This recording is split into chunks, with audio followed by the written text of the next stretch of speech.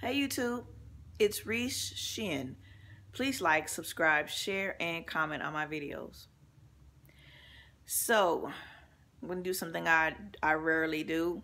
I don't think I've ever done. I'm actually going to talk about two different topics today. So, the word in them YouTube streets, the two spill the tea topics that are just trending all over YouTube, Andrew C. Caldwell and Adrien Broner, and Wendy Williams living in a sober house. So, with Andrew and Adrien posted, told Andrew to stay out of his DMs or he was going to slap the gay out of him. Andrew then came back and said, you ain't going to slap nobody. I didn't say anything that would precipitate you saying all that stuff. And, you know, how dare you? You've been trying to come at me. You're the one that wants me. Adrien then came back and was like, am I giving off a gay vibe? Am I giving off a gay vibe? Andrew then comes back and says, well, you actually, to tell the truth, we've been talking back and forth in the DMs for 4 months. Adrien then comes back and says, any gay man that approaches him, he's going to kill. Andrew then decides, well, I'm going to follow a restraining order. And he actually got a judge to believe in, created a restraining order. A judge then sided with Andrew and created this restraining order against Adrien Broner, excuse me. And so in April 1st is the court date to ascertain if the restraining order should be extended. They've both been told not to say anything negative about each other on social media. So here's what I find interesting. Two things. One, the last thing that Adrien Broner stated was that any gay man, and he said any gay man that approaches him, he's going to kill. Okay, that in and of itself was horrible. Definitely can be construed, or it could be considered a threat. The problem that I have is that he said gay man. Andrew, I thought you were delivered. So what are you talking about? How could you, are you gay now again? Thought you were delivered.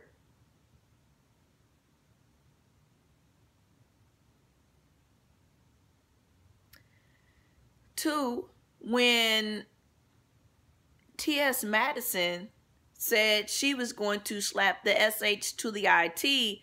out of you on sight, you didn't file a restraining order against T.S. Madison.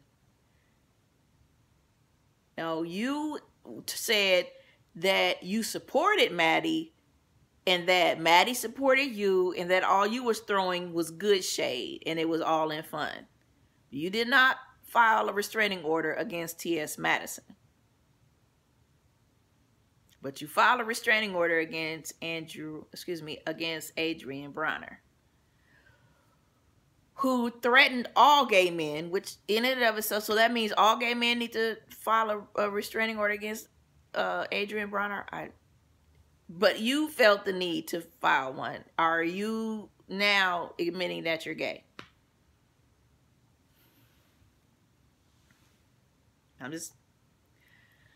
Okay, so now let's get on the subject of Wendy Williams. So Wendy Williams yesterday came out and said she's living in a sober house and tearfully shared her day to day. And I commend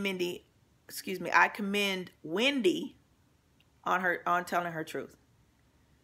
It's alleged that one of the tabloids actually found out what was going on. It was getting ready to expose her, and she decided to just tell her truth.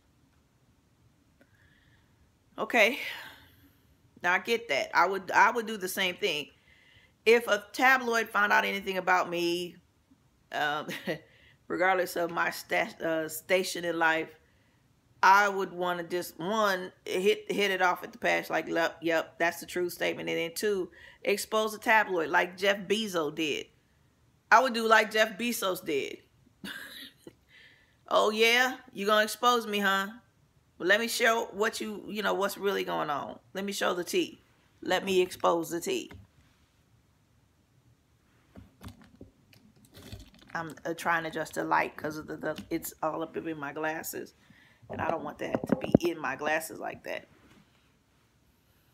I don't know that I can get away with it from it though, but anyway. Now, Wendy, something else that I've noticed is this.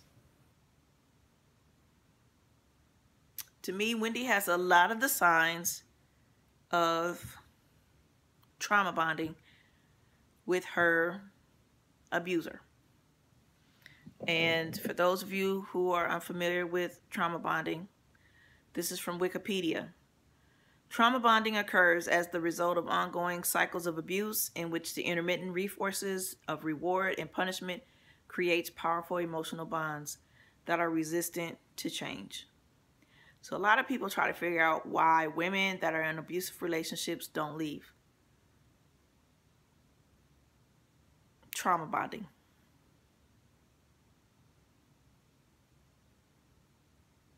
Please,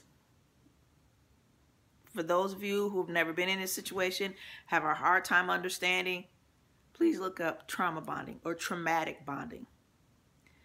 So, healthy bonding. Bonding is a normal and natural occurrence between people in an interpersonal relationship that is influenced by doing things together, participating in major life events together, and experiencing good and bad times together. Okay?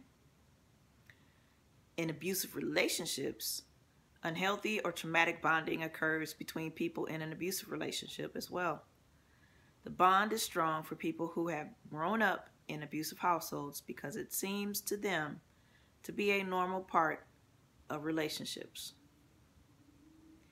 Initially, the abuser is inconsistent in approach, developing it into an intensely, perhaps not matched in other relationships of the victim.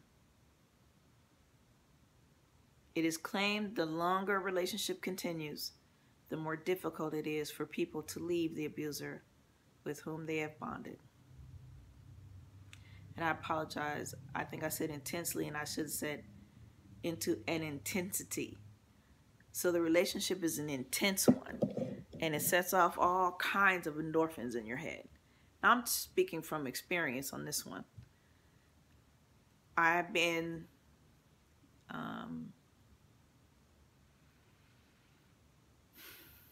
I come from a narcissistic household. And when I look back into my past and the relationships, my first husband was a narcissist. Another intense relationship that person was a narcissist. In my last relationship, the person was a narcissist. A lot of the same tendencies that I experienced in growing up.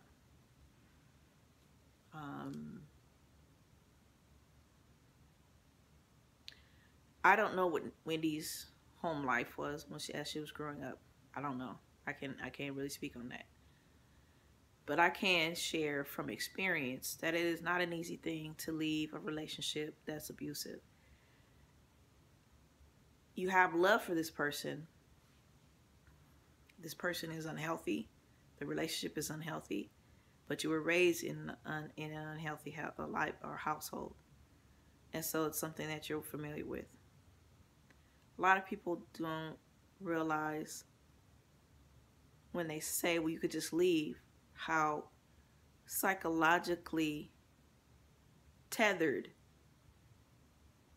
the person is to their abuser. They're trauma bonded. It's not easy.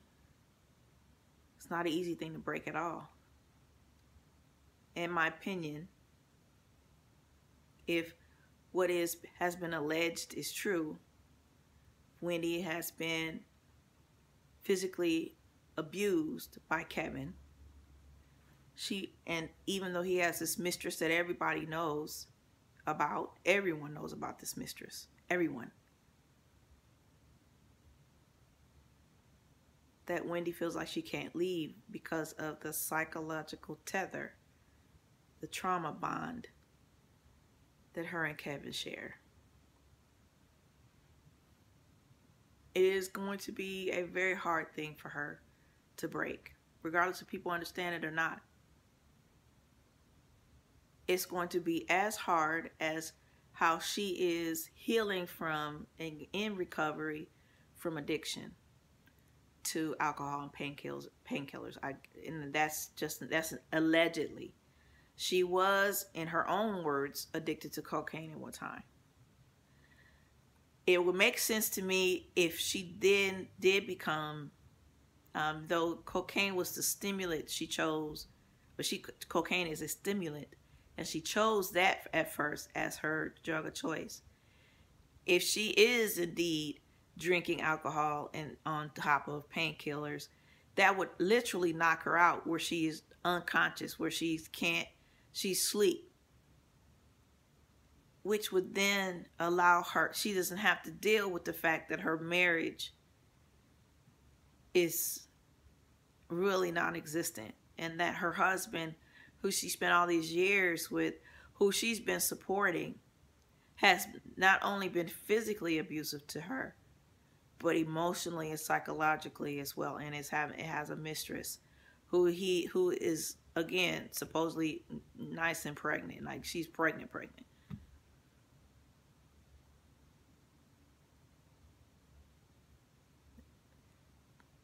I don't think people understand the magnitude of trauma bonding, the power of it, and how hard it is to break the cycle. It's a fairly new term, trauma bonding. But if you do any kind of research on narcissistic behavior and narcissism, trauma bonding will definitely come up. What I pray for Wendy is that in the midst of her getting grips with herself as she deals with her addictions, that she will then come to another conclusion in her life, that Kevin and his mistress are not worth the pain and agony that she's going through. That she actually deserves peace of mind, tranquility, and to be free from all that toxic behavior. If he gets half of her stuff, Wendy can always make that money back up where he can't. No one in the industry that I hear of anyway. What I hear is that no one in the industry, the entertainment industry, wants anything to do with Kevin. So Wendy is his meal ticket. It's kind of like that dude that was married to Mary J. Blige. Kendu, what was his name? Kendu? Was, that Kendu went from Kendu to can't do. You can't do. You can't do. That's why you kept coming after Mary for more money, because you can't do. You can't do without Mary. So Kendu can't do. And Kevin and his mistress, they can't do either without Wendy. So what I pray for Wendy is, in the midst of her healing herself from addiction, that she heals herself from this trauma bonding, if that's what's going on.